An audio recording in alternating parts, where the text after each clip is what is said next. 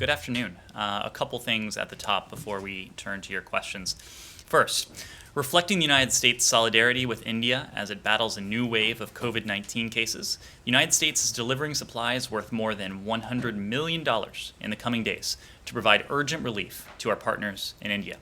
In addition, U.S. state governments, private companies, non-governmental organizations, and thousands of Americans from across the country have mobilized to deliver vital oxygen, related equipment, and essential supplies for Indian hospitals to support frontline healthcare workers and the people of India most affected during this current outbreak.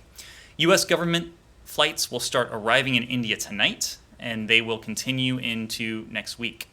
Just as India sent assistance to the United States when our hospitals were strained early in the pandemic, the United States is determined to help India in its time of need. Next, we are deeply concerned by the Ukrainian cabinet of ministers' recent actions to manipulate existing regulations to dismiss the supervisory board and replace the management of Ukraine's leading energy company. This calculated move, using a procedural loophole to oust well-regarded experts from the boards of several key state-owned enterprises, reflects a disregard for fair and transparent corporate governance practices and complicates long-standing efforts to reform Ukraine's energy sector and improve its investment climate.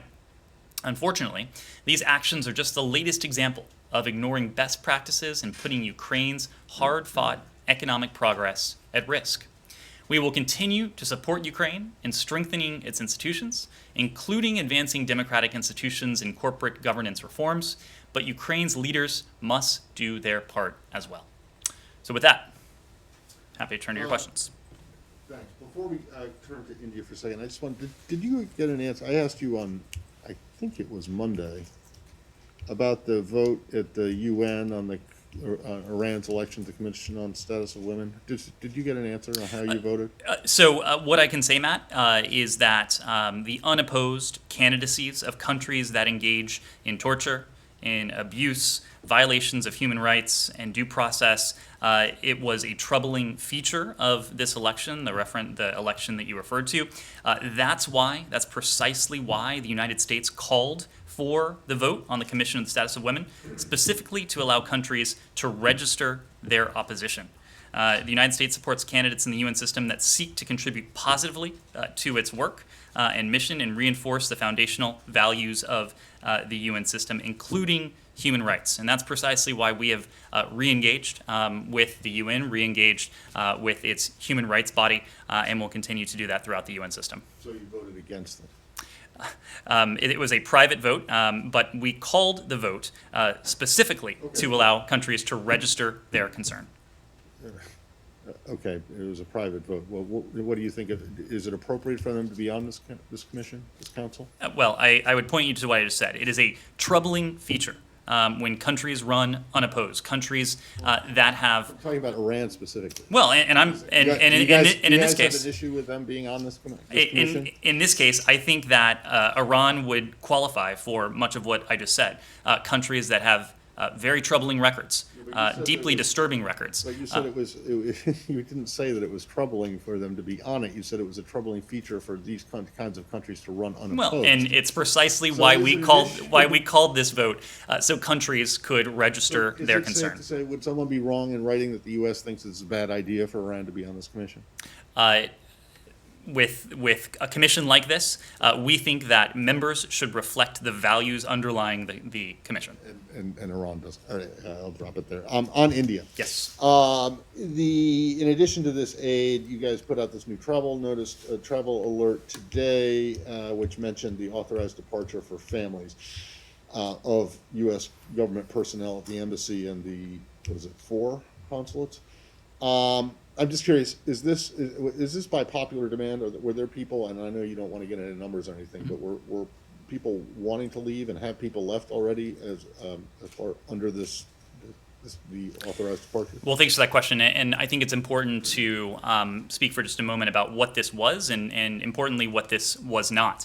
Out of an abundance of caution, the Department of State authorized the voluntary departure, so-called authorized departure of family members of embassy at the U.S. Embassy in New Delhi and the consulates throughout the country. Authorized departure doesn't force anyone to leave. It doesn't require anyone to leave. It gives these family members the option to depart if they wish. Departure, again, is not required. There's also been, I think, some misreporting, perhaps a misperception, that we provided revised guidance to private American citizens in India. That is not true. There was a pro forma reissuance of the travel advisory, the level 4 travel advisory that had previously been in effect given COVID not only in India, but also globally as well. Yeah, but are people taking advantage of it? Were people wanting this? Or was it just decided from here and from the ambassador or whoever the charge is that this would be a good idea? I mean, is there a rush to the exits? I don't have the numbers. I'm not sure we'd be able to provide them regardless. I just want to know if people are taking advantage. Well, of it. I think it speaks to the fact that we put the safety and health of our employees and their families. In this case, we prioritize that, and so that is why the department thought it prudent to give them the option to depart the country if they so wished. Simon. Also in India, so wondering how that's connected to the outbreak that's been reported from inside the U.S. Embassy or among U.S. Embassy staff. Do you have any update on how many people have been infected among staff there, and how many fatalities there are, and what the embassy and the government has been able to do to protect staff at the mission? Well, we addressed this the other day, and to Matt's point, numbers are difficult for us to offer publicly given privacy concerns. What we will say is that, of course, our hearts go out to the people of India as they navigate this surge. It is fair to say that COVID has touched just about every element of Indian society. And of course, we do have a large diplomatic presence in India, as you might expect, given our global comprehensive partnership with India. So while I can't offer any specifics on U.S. Embassy employees or family members or locally employed staff, clearly this is a pandemic. This is an outbreak, a surge of cases in India that has left no part of the country untouched. Has that outbreak happened sort of despite vaccines? You've obviously been sending vaccines out to different embassies. Was there a delay getting them to the embassies in India that perhaps has led to this? So, as we mentioned, I believe as of mid-April, our missions around the world, all of them had access to the vaccine. It was an effort that was conducted as expeditiously as possible. The vaccines have been in India available to our employees, to embassy staffers in India for several weeks now. But obviously, with any global distribution effort, it's a complex undertaking, but it's something we did as quickly as we could, and it's something we're proud of. As we mentioned the other day, not a single vaccine dose was lost in that massive undertaking, nearly 200,000 doses worldwide, including to our mission in India. Sean. Something related to this in India. One thing that's happened in India is that a number of critics of the Modi government's performance, say opposition politicians, by request of the Indian government, their posts have been removed, at least internally in India, from Twitter and other social media outlets. Does this give any pause to the United States? Do you think that's within the rights of the Indian government? Do you have anything to say about this? Well, we've made the point, both when it comes to India and to countries around the world, that freedom of expression, freedom of information is a hallmark of any democracy. Of course, India is a large democracy with whom we share foundational values, and freedom of information, freedom of expression is something we support around the world. Yes? Sure. We'll go to Lalit and then Kylie. Yeah, first follow up on what Sean has said, but what you say when the tool of freedom of expression or social media is used as a tool to incite violence against the government or the disturb law and order, how did the government handle that? How does the government handle? I'm sorry. Yeah, when that tool is used as social media is used as a tool to incite violence, right? That's what some section of the society has been doing there, right? Of course. And of course, hate speech, incitement to violence is something that we oppose everywhere. But clearly we support freedom of expression while still calling out and condemning when we see incitement to violence and hate speech. Thank you. for all the aid that you have been providing to India, but I would like to ask you about what is the U.S. assessment of the situation of pandemic in India right now? How serious it is? Is it the worst outbreak of COVID-19 pandemic anywhere in the world?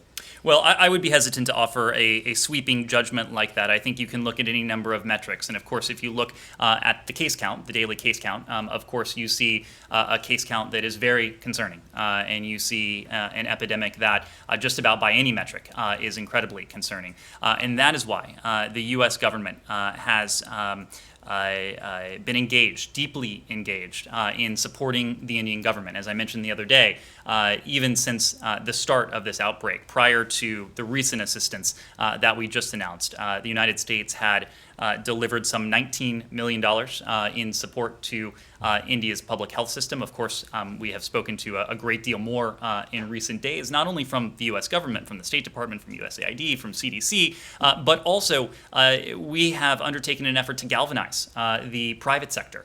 Secretary Blinken, as you know, took part in a call earlier this week and actually led the call earlier this week with the Chamber of Commerce. Gail Smith took part in that call. She took part in a subsequent call with the Chamber of Commerce to make the point that if we are to make progress against this current surge of cases in India, it can't be something that the Indian government tackles alone. It can't be something that the United States government tackles alone. Everyone has a role to play, including the private sector, including the advocacy community, including civil society, and that's what we're seeking to do. We're seeking to our assistance, we hope, will have a catalytic effect on society more broadly here and around the world to come to the aid of the Indian people. Is there any differences between the U.S. government and the Indian government about how the aid has to be distributed? I've heard somewhere that U.S. wants to distribute these aids through NGOs and send directly to the local government. Indian government wants it routed through the federal government itself. Our goal is to see to it that this aid, and this is a goal, of course, that we share with the Indian government, is to see to it that this aid is put to immediate and effective use. For the details of that, I would refer you to those that are implementing this on the ground. And how do you describe the India-US relations in first 100 days of this administration? Well, of course, there's been a concerted focus on India over the past 100 days. President Biden, of course, did make mention of India in his address last night. And I think you can look at that deep partnership and commitment to partnership through any number of lenses. As you know, President Biden himself had an opportunity to speak to Prime Minister Modi in recent days.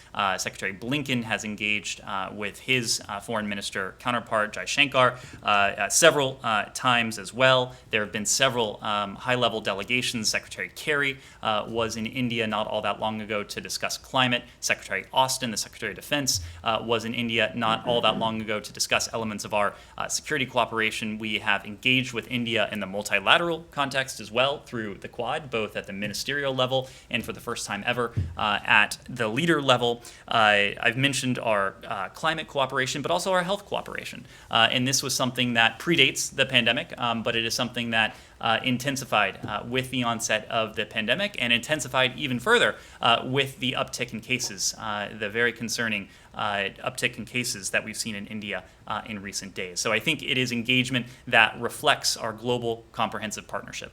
Thank you, sir. Thank you. Kylie, India. So I just want to ask about the travel advisory this morning. In addition to what it said about U.S. diplomats there, it also said to U.S. citizens in India who wish to depart that they should take advantage of available commercial transportation options and warned, against other Americans traveling there. So is the administration considering stopping all flights from India to the U.S. in coming days or weeks?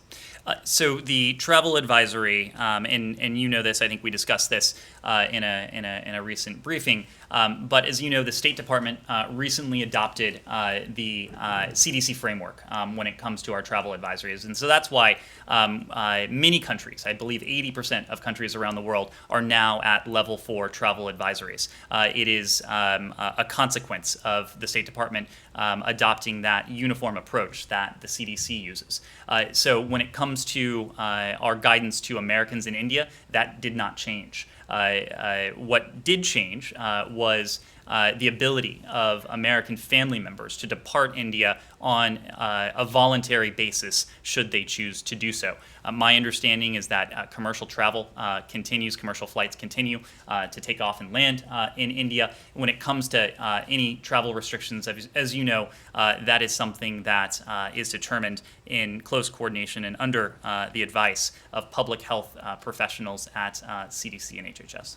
But if those flights were, under consideration to shut down, it would obviously be up to the State Department to give Americans heads up that that was a possibility. So given that you guys haven't issued any of those warnings, should we assume that no shutdown of those flights is anytime imminent?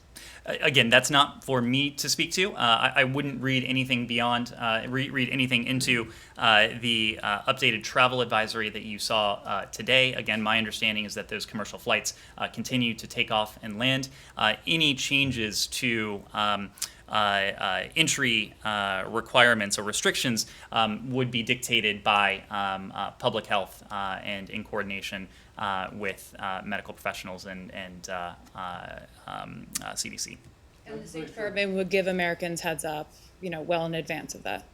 The State Department, as a regular course, communicates with Americans around the world through our embassies. When you said you've adopted the CDC standard, I just want to make sure, that's just for like health and disease. That's correct. That's correct. Because the CDC is good at that, but they don't maybe not know so much about. Well, political unrest. in some 80% of countries around the world are at this level precisely because of For public health disease concerns. reasons. That's But- right. But you're still factoring your own metrics into, for violence. or- Of course.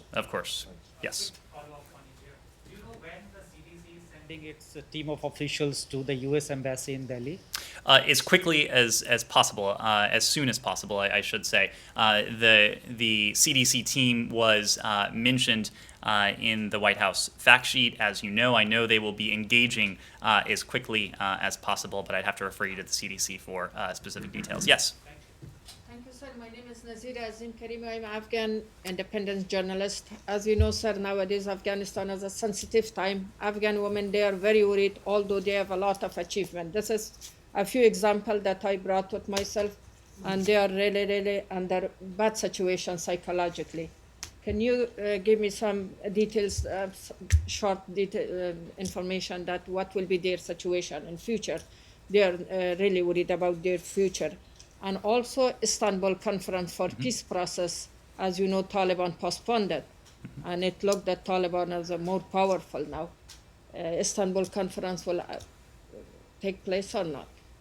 Well, when it comes to the Istanbul conference, we've heard from the organizers that they would, it's unlikely to take place during the month of Ramadan, but would need to refer you to the organizers for updates when it comes to that. When it comes to women and girls, and thank you for those illustrations, as you know, Secretary Blinken traveled to Afghanistan shortly after President Biden, within hours of President Biden's speech from the White House. And of course, while there, we met with President Ghani, we met with Chairman Abdullah, but importantly, we also met with representatives of civil society. And there were some half dozen or a couple more participants in that meeting, all but one of whom were women.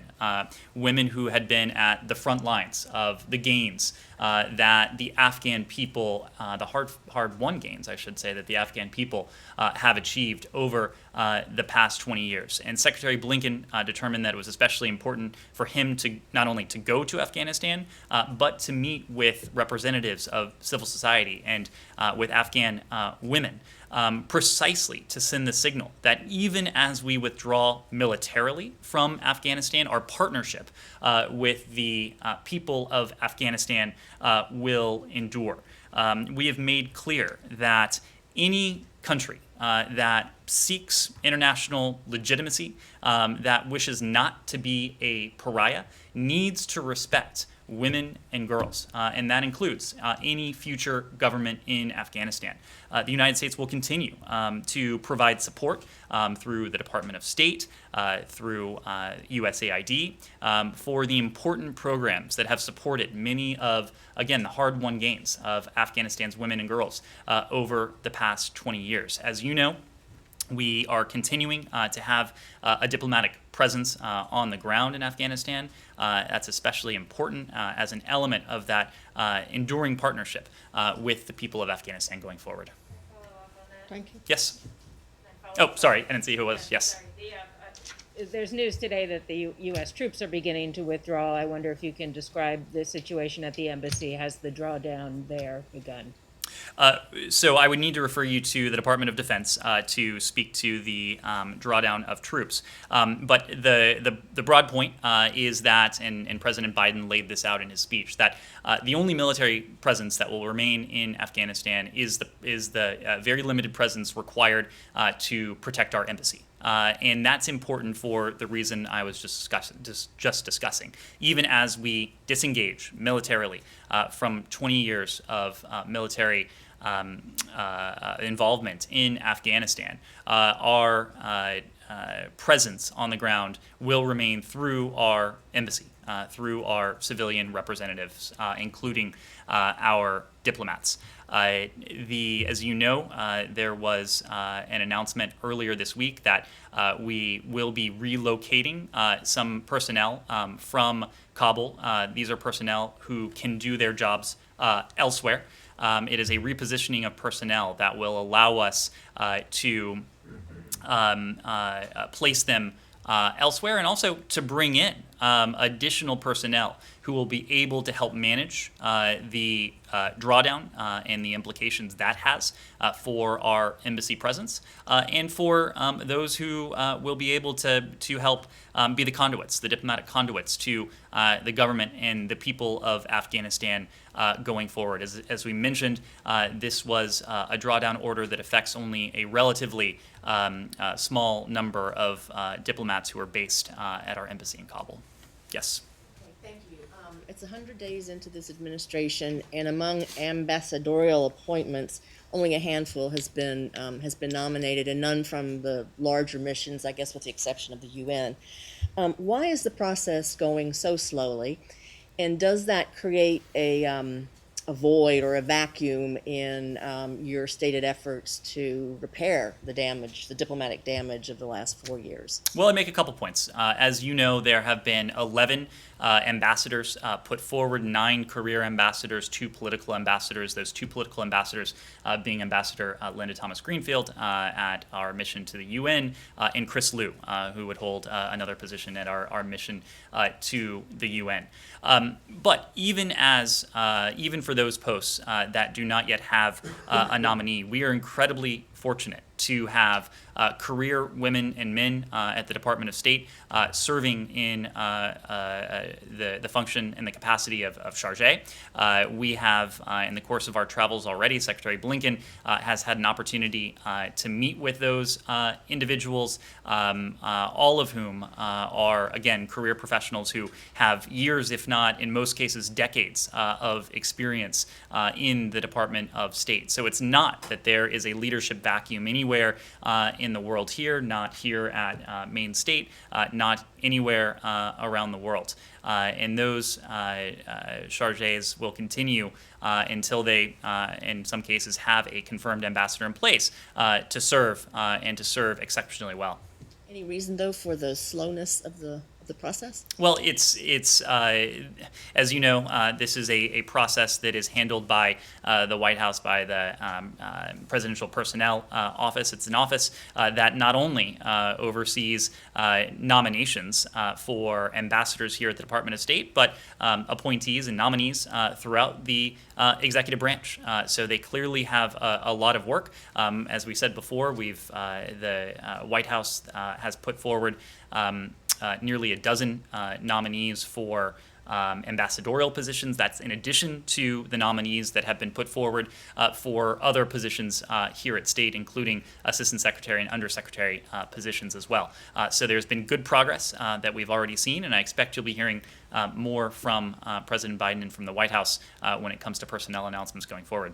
Now, Yes. Can I just Yep. make the point that what you just said in defense of the career people that, there's no dearth of leadership experience throughout, that when the previous administration had made the similar argument about lack of ambassadors or lack of people, that many people who are involved in this administration, including, I believe, yourself, were pretty dismissive of that argument, scoffed at it, saying people are being sidelined and that kind of thing. And so I'd just like to make the point that the same explanation you just gave, or the same reasoning, was not well received by people in the current administration politicals when it was made by the previous administration. Well, I'd be interested, perhaps in another venue, in hearing exactly what remarks you're referring to. But I think you may be referring to efforts to sideline individuals rather than nominate individuals in the first place. But that may be for another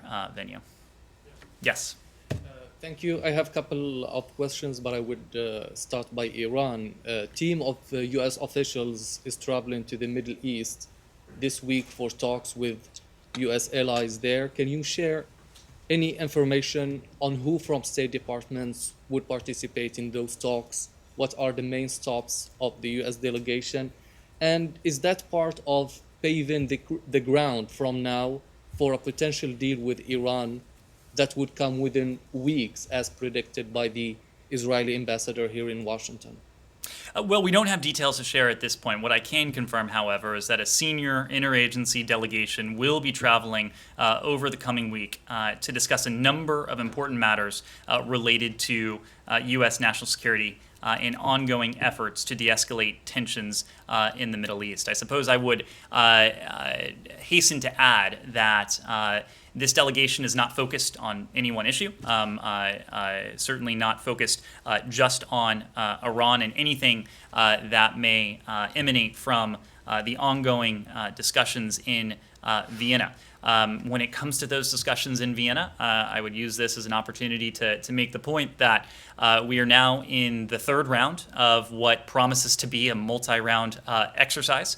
It continues to be a venue that where we've been able to engage indirectly with the Iranian delegation in largely thoughtful, business-like, constructive dialogue, but there is still a great distance to travel. And what we have said before about having more road ahead of us than road behind us remains accurate. But there are positive signs from everyone. All the parties that participate in those talks agree that there is sort of breakthrough. So is it fair to say that a deal is within reach? It is fair to say that some progress has been made. We have a better understanding of what we might need to do were Iran to go back into compliance. And it is our assessment that the Iranians have a better sense of what they would need to do to resume their compliance with the JCPOA. But that remains a hypothetical. It remains an if, and big challenges remain. I think it is fair to say that we are not on the cusp of any breakthrough. And again, there is a potentially long road ahead of us. I think since you raised it, I would just make the point that there's been a heavy focus on what the United States might need to do were Iran to resume its compliance with the JCPOA. I think what is often omitted from that discussion is the other side of that equation, and that is what Iran would need to do to resume its compliance with its commitments under the 2015 nuclear deal. The fact is that Iran's nuclear program has been galloping ahead since the previous administration left the nuclear deal in 2018. Iran, as of recently, had 10 times the amount of enriched uranium permitted under the deal. and it has made more ever since that assessment came down. It is spinning cascades of advanced centrifuges that are prohibited by the deal. Its breakout time, which, as you may recall, was at a full year when the deal was in effect, is by most accounts now a matter of months. So it is fair to say that this is a crisis that we inherited. This was a crisis that was precipitated by both sides distancing themselves from the Iran deal. If Iran were to resume its compliance with the nuclear deal, it would, of course, require Iran to significantly roll back its nuclear program and once again block every conceivable pathway to a nuclear weapon. That is precisely what the JCPOA did. It set forth in verifiable and permanent terms restrictions that would permanently prevent Iran from acquiring a nuclear weapon. That's what is at stake here for us. That remains our ultimate objective, to see Iran's pathways to a nuclear weapon once again permanently and verifiably blocked. I believe Iran was the main topic of discussion today in today's meeting between Secretary Blinken and U.S. officials, including the chief of Mossad and the Israeli ambassador in Washington. Can you share any readout of this meeting, please? I don't have any such meeting to confirm or to read out. What I will say, however, is that we have been in close contact with our Israeli counterparts. As you know, Jake Sullivan met in Washington with Israeli National Security Advisor Mir bin Shabbat earlier this week, where, of course, Iran was on the agenda. Rob Malley was briefed the group for part of that.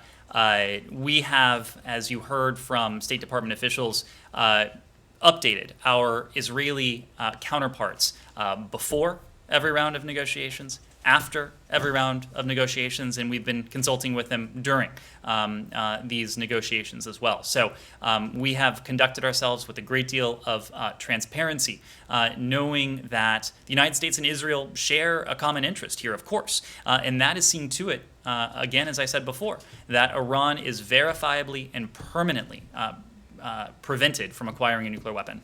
Iran also welcomed what it called the change of tone from Saudi Arabia. How would this conciliatory tone between the two sides affect the so many crises in the region, including Yemen, with the fourth visit of the special envoy Tim Linder-King to the region? Well, I wouldn't want to characterize the tone that maybe heard from Iran or heard from Riyadh for that matter.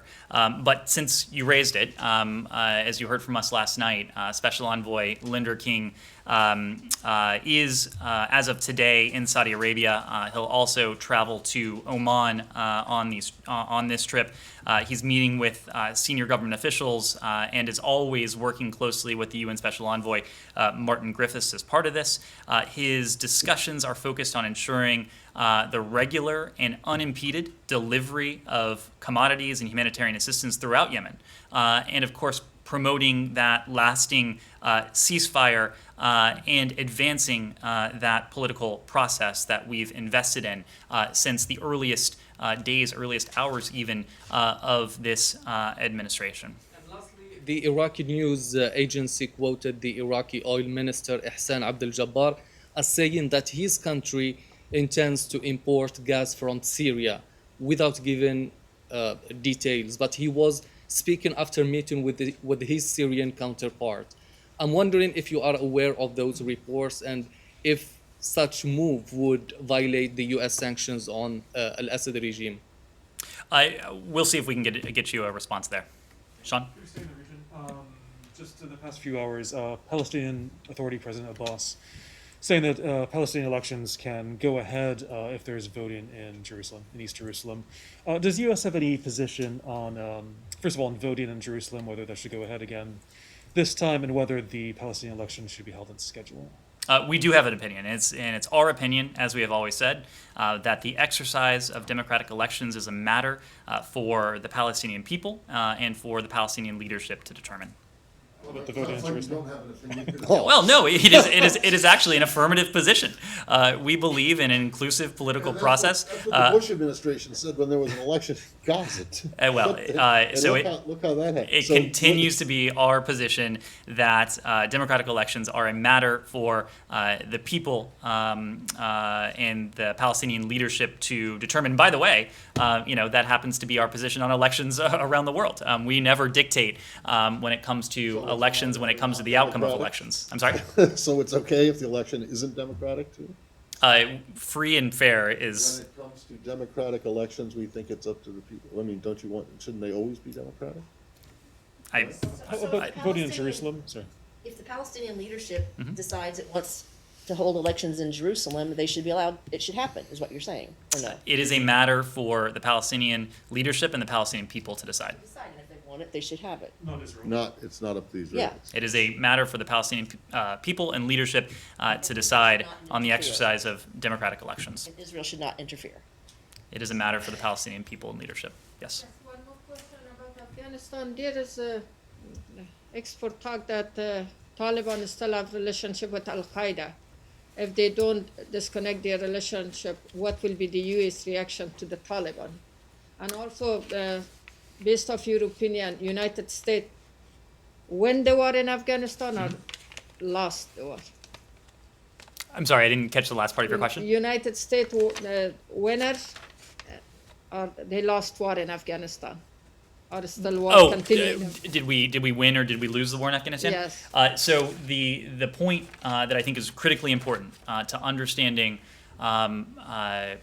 this administration's position, what President Biden laid out, is the very simple fact that we went into Afghanistan together with our partners in 2001, in October 2001, with one goal in mind, and that was to degrade Al Qaeda, the Al Qaeda presence that was there, the Al Qaeda leadership that had directed the attack on the United States on 9/11. Osama bin Laden was killed just about 10 years ago. That is a mission that, due to the heroics of our military and other interagency partners, we were able to accomplish. It is a mission that was not only accomplished successfully, and that was in our interests, but also in the interests of all of our partners around the world who had come under threat from Al Qaeda that was at the time based in Afghanistan. So the president made very clear that having accomplished that military mission, it was time for our service members to depart. But again, he was equally clear that even as we withdraw militarily, we will remain engaged diplomatically with the Afghan leadership and remain engaged diplomatically with the Afghan people. When it comes to the Taliban, as you know, we spent quite some time studying the agreement that the previous administration agreed to, the stipulation that was in the agreement from the previous administration that American troops needed to be on the way out as of May 1st. We've spoken of the mixed record when it comes to the Taliban in adhering to the agreement. We've spoken to the levels of violence in Afghanistan that remain unacceptably high. And I think the point remains that if the Taliban wants any semblance of international legitimacy, if the Taliban does not wish to be a global pariah, that it must cease any ties with Al Qaeda or other terrorist groups. Thank you. What makes you guys so convinced that the Taliban fear being a pariah? I mean, they were pretty much a pariah back in the 90s, and they didn't seem to mind. Do you think things have changed that much that they now are so eager to be a part of the international community If that they will change their ways? the consequence of being a pariah, of lacking into any international legitimacy is, I think, in our minds, the inability to have any durability to that sort of movement. If the Taliban wants to be part of Afghanistan's future, they're not going to be able to do so if they do not respect the rights of women and girls, if they do not sever ties with Al-Qaeda or other terrorist groups. So it is not only consistent with our values and with our interests that the Taliban do this, but if the Taliban think they have a future in Afghanistan, it's also in their interest. The Taliban don't care about what your values are. They care about their values. And why are you guys convinced that their values include not being an international pariah when the evidence, strong evidence from the previous time they were in power, showed that they didn't care? Because engaging in these sorts of practices or failing to follow through with these sorts of commitments won't afford the Taliban any degree of legitimacy or durability. And I think durability is certainly something that the Taliban seeks to achieve. They would not be able to achieve that absent these steps. Russia, sure. The Russian Foreign Minister Lavrov said that he's going to attend the meeting of Arctic nations in Iceland. And he said he's ready to meet Secretary Blinken at that location. Does Secretary Blinken feel the same way as he opened to meet with Minister Lavrov? Well, I wouldn't want to get ahead of things. I would make the broader point that in the midst of these very challenging times in the bilateral relationship with Russia, in the context of a relationship that we would like to be both stable and predictable. We know that an ingredient to seeing that through is engagement, should be engagement. That is why we hope and we expect that not all avenues for engagement will be shut off. And that is why you have heard us object to the steps that we've heard from Moscow to limit our diplomatic presence in Russia. We know that if we are to inject some degree of stability, some degree of predictability into this relationship, there has to be, or there needs to be, some semblance of engagement. And so that's why President Biden, in his conversation with President Putin the other day, held out the prospect of a meeting between the two presidents in the coming weeks. But when it comes to the upcoming Arctic conference, I just don't have anything to preview at this time. And the status of the Russian local staff at the missions, is that still in limbo, or has that been clarified by Moscow, the status? Well, what I will say, and to go back to what I was referencing a moment ago, is that Moscow formally notified the State Department of portions of the additional actions it is choosing to impose on our mission to Russia, but we don't have the full details of that yet. We're in the process of reviewing the measures that have been formally relayed to us. We know that they would have a negative impact on our mission's ability to operate and, again, consequently on our ability to engage diplomatically with our Russian counterparts. And we, of course, do reserve the right to respond. What we have always said is that the measures that the White House, that President Biden announced the other week, those were not escalatory. Those were a response to the attack on our democracy that we had seen from the Russians. It was a response to solar winds. And so that's how we look at it. It is not that we have escalated, and we continue to review what the Russians have communicated to us, knowing that we do reserve the right to respond depending on what we hear and what we assess going forward, but also knowing that, again, we need to keep those lines of communication open if we are to inject some degree of stability and predictability into the relationship. Yeah. One other follow-up on Russia is the secretary yesterday mentioned that he's raised the issue of RFE-RL. Can you be any more specific about what the U.S. wants to see there and how you hope to resolve that? Well, media freedom, as we know, has come increasingly under threat from Moscow. The Russian government's long-running campaign against independent media and voices has only intensified in recent months. We've seen, of course, a broad crackdown on human rights and those seeking to achieve a greater degree of inclusiveness and participation in Russian society, only to see the Russians attempt to quash that. For more than 70 years now, RFE/RL has been a vital source of objective news and information for the people of Russia, and an important link between our two countries. As Secretary Blinken said, he has raised this issue with Foreign Minister Lavrov. He and other officials have called on the Russian government to reconsider its actions against RFE/RL. And we have heard, we've been gratified to hear statements from some of our international partners joining that call. Unfortunately, the Russian government is increasingly intolerant of outside perspectives. We've made clear that Russia's actions against RFE/RL and other media organizations labeled as so-called foreign agents reflect significant intolerance and oppressive restrictions.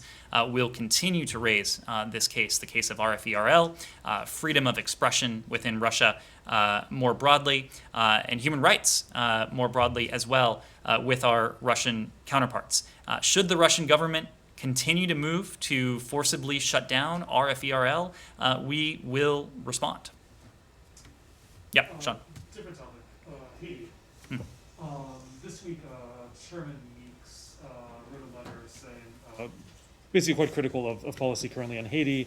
One of the more specific things he was saying that the U.S. shouldn't support the constitutional referendum that's coming up. I know that generally you don't want to respond to everything from the Hill, but in this case, does the United States still support the constitutional referendum in Haiti? Well, you're right. We don't comment on correspondence from the Hill, but let me just give you a sense of our view of this.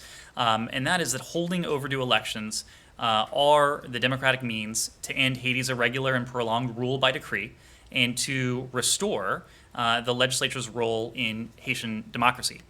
Presidential elections scheduled for the fall of this year are necessary to transfer power peacefully and on a timely basis from one democratically elected leader to another.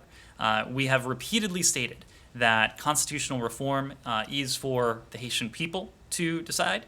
We've emphasized, and this goes back to part of your question, that the U.S. government we've emphasized to the government of Haiti that the U.S. government will not provide financial support for a constitutional referendum. Will not for a constitutional referendum. Do you oppose it being held, or is it just a matter of U.S. support? It is, again, when it comes to those moves, these are for the Haitian people to decide, but when it comes to that referendum, it is not something that we will provide financial support for. Yeah, why is it necessary in Haiti for presidential elections to transfer power peacefully and not for the Palestinians? As we said, this is for the. You said you didn't. Yep.